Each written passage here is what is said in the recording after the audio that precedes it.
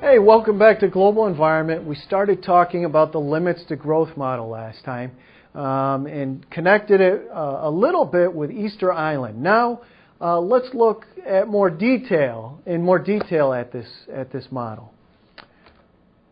All right, so the original model was developed in 1972, and I said it was from the Club of Rome, a bunch of business leaders, politicians, and scientists who were interested in the environment. They were concerned, and they decided the best way to look at the future environment was to build basically a world model in a computer and study how that plays out over time.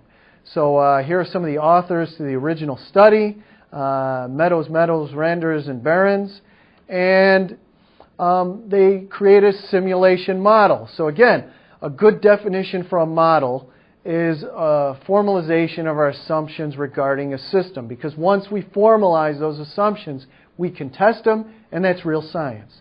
So we basically, every time you look at a systems diagram, those arrows between the boxes, you have to come up with a numerical value or an algebraic expression to describe those interactions. So that's what you do.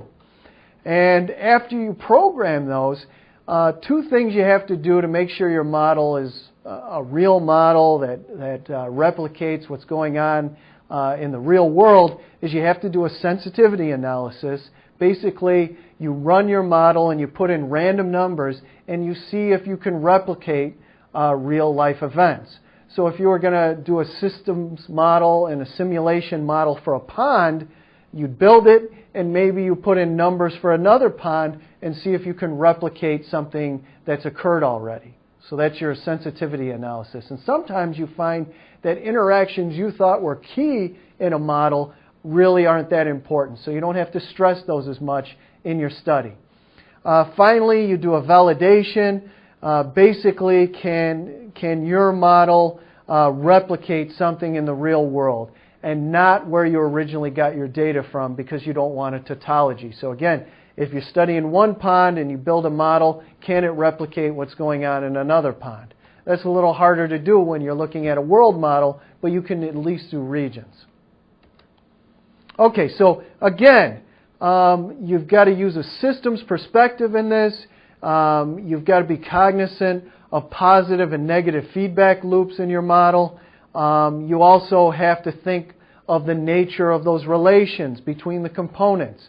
Are they geometric? Again, computers are much better at dealing with those kind of relations than the human mind. We generally think in straight lines. Okay, so here's an example of how this model was built. If you look at population in this case, what is population based on? Well, it's based on births per year, and it's also based on deaths per year. So you have to look at average fertility and average mortality. Now, you can expand this whole thing. Again, what is fertility based on and mortality? And we can go one step further. Okay, you might say that mortality is based on food per capita, which is based on agricultural capita, which is based on industrial capital. Then you might say, okay, the amount of food per capita is based on how much land you have in cultivation. And these are based on pollution. So you can see how this expands.